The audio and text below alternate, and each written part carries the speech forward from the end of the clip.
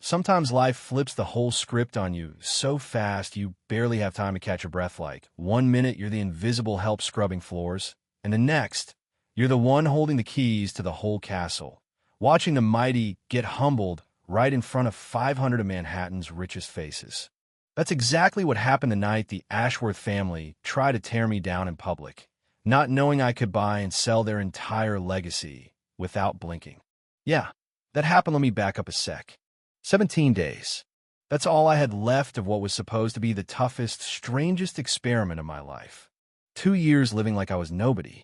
2 years scrubbing toilets, making beds, blending in like a ghost in a place where even ghosts don't get noticed. Every morning, as sunlight crawled across the marble floors of the Grand Continental Hotel, I'd float past those golden reflections navy housekeeping uniform, shoes barely making a sound, posture straight because dignity isn't something you surrender, not unless you want to. My name's Grace Washington, and believe it or not, there was a time not so long ago when even I forgot just how much that name could shake the foundations of the city. "Morning, Grace," Tommy would call out from the front desk, his Brooklyn accent as thick as day-old coffee. The kid was new, still smiled at everybody like kindness cost nothing. Guess he hadn't learned yet that in places like this, most people don't see you at all. "Mrs. Bell in the penthouse wants fresh linens before yoga," I'd answer, voice cool and practiced. What I didn't mention was I'd been up since 4, reading my grandma's old journal, letting her words remind me what real character looks like. True character, my dear Grace, reveals itself not in what we own, but in how we treat those who could do nothing for us. That lesson haunted me every single morning because it was the price of the $50 billion empire she left. Meth price of wisdom, not money. See, my grandmother's will was simple but brutal. I would inherit everything, but only after living 2 years as someone the world walks past. No shortcuts, no reveals, just me, mop in hand, learning what it's like to be invisible. 17 days left. You'd think I'd be counting down with relief, but the closer I got, the heavier the weight of all I'd seen became. That Tuesday, while I was tucking in Egyptian cotton sheets for Mrs. Bell, her kindness, always a gentle reminder that wealth and decency can exist in the same room, if you're lucky elsewhere in the city. The Ashworths were plotting their next power move. Preston Ashworth, old money incarnate, standing on the tarmac with his perfect silver hair, custom suit, luxury jet gleaming behind him. His wife Catherine in Chanel, eyes scanning the world for anything less than perfect. Their son Bryce with his nose in his phone, and Charlotte, the youngest, walking a few steps behind, her blue eyes softer, questioning, like maybe she saw things her family didn't. "We're not here just for the gala. We're here to remind people who we are," Preston would declare, and no one dared contradict him. That night was supposed to be his big moment, the launch pad for a Senate run, the cementing of the Ashworth name at the very top. What none of them knew what made the next 24 hours a ticking time bomb was that the help they looked down on was the one holding all the cards. When they arrived at the Grand Continental, it was like watching a parade of privilege, every detail screaming exclusivity. Preston spotted me by the service elevator and zeroed in like he could sniff out the one person he thought didn't belong. "You, with the cart, personally handle our suite 1847. I want it perfect." There was no please, no attempt at kindness, just the assumption that I existed to serve and be invisible. Catherine chimed in with that ice-cold smile. "Make sure you look presentable. We have guests tonight, and first impressions matter." Bryce laughed. "Maybe try a comb." Charlotte tried to speak up, but her mom shut her down with a look. The lobby went silent, all eyes on us as Preston leaned in, voice dropping so only I could hear, "People like you didn't ever forget your place." Now, I'd been insulted before. It comes with the uniform. But there was something about this family so convinced of their superiority, so determined to make sure I knew exactly where I stood, that set off a storm inside me. I said nothing. Dignity, my grandma always said, is what you hold on to when everyone tries to strip it away. But as I pushed my cart to the break room, hands shaking, Maria, another housekeeper, sat down next to me, her kindness cutting deeper than any insult. You don't have to take it, Mija. You're worth more than they could ever know. If only she knew the truth. I nearly called my lawyer right then, nearly into the whole experiment, but I remembered why I was here: to learn, to endure, to see the world as it really is, not just how it looks from the penthouse.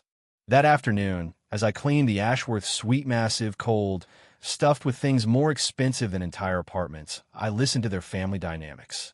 Preston practicing his speech about responsibility and hard work, Catherine lecturing Charlotte about optics, Bryce bored, Charlotte quietly pushing back, asking if maybe, just maybe, rich people should actually care about the people they claim to help. The conversation ended with Preston shutting her down. Respect is earned, Charlotte. Remember your place. The irony burned. What happened next is the stuff of legend. The charity gala that night was a palace of gold and glass. 500 of New York's wealthiest celebrating themselves under crystal chandeliers. I volunteered as catering staff, wanting to see how the Ashworths behaved when they thought the real world couldn't touch them. I watched as they mingled, laughed, never once looking anyone in uniform in the eye. Charlotte, though, noticed the way people like Miguel, a young server, were humiliated for tiny mistakes. She intervened, showed him compassion, something her family had never modeled for her. But the real fireworks started when Preston took the stage, ready to launch his political campaign on the back of a speech about the virtues of hard work and knowing your place. He told the entire room the story of a presumptuous maid who needed to learn that serving the wealthy didn't make her equal to them. My story. He used my pain, my humiliation, as a warning to others. And that's when Charlotte, God bless her, stood up. 16, trembling, but with a backbone of steel. Dad, stop. You're humiliating another human being and calling it responsibility. That's not strength, that's cruelty. The room froze. Phones came out. The internet would be eating this up by midnight.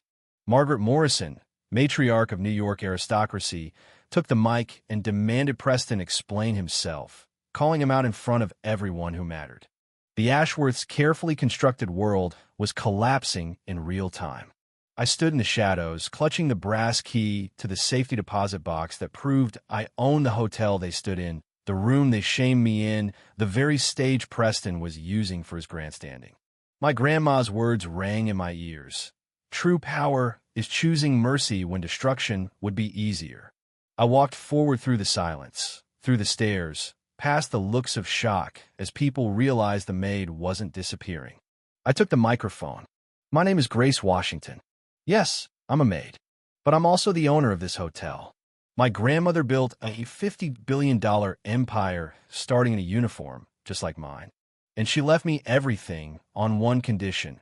I had to spend 2 years invisible to learn what power feels like from the bottom up. Today, Mr.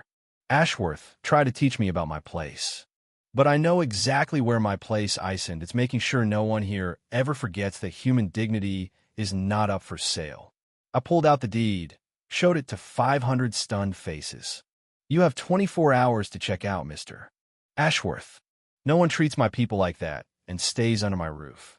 The room exploded applause, gasps, cameras flashing. Charlotte wept openly. Preston and Catherine looked gutted. But I didn't do it to destroy them. I did it because sometimes the only way to teach is with a lesson nobody will ever forget. The next morning, as I sipped coffee in my tiny apartment phone, buzzing nonstop with reporters and lawyers, Charlotte appeared at my door, eyes red, but burning with something new. Why didn't you ruin us completely? She asked. Why did you choose mercy? I told her what I learned. Dignity comes from how you treat those who can do nothing for you. Strength isn't in crushing your enemies. It's in giving them a chance to become better. Later that day, Preston came to apologize, his arrogance gone, asking what I wanted him to do. I gave them a choice. Leave or spend a month working real service jobs in my hotel, learning what it means to be invisible, to be judged by your uniform, not your net worth. They all accepted Catherine, Bryce, Charlotte first. Preston last, but sincere. 6 months later, the Ashworths weren't just changed. They were transformed. Charlotte running new scholarship programs, Bryce discovering he liked customer service, Preston finally earning an honest day's pay. You know what my grandma always said?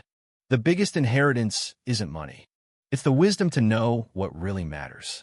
And sometimes, the richest people in the room are the ones you ignore. So tell me, what assumptions have you made about others that turn out dead wrong? What would you have done if you were me?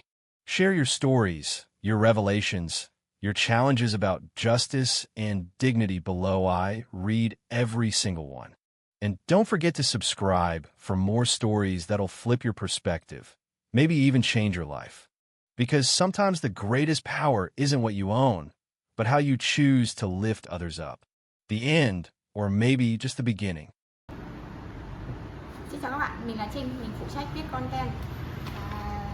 Trên đây là những công việc của mình là mình lên mạng xã hội. Vamos supor, você falou negócio sério. It is cold, yeah. Next one? Alright. Thank you, man. Hey, if you guys have any trouble, let somebody know. Please. After the tree to hold on to. Yeah, they're... Use the fence.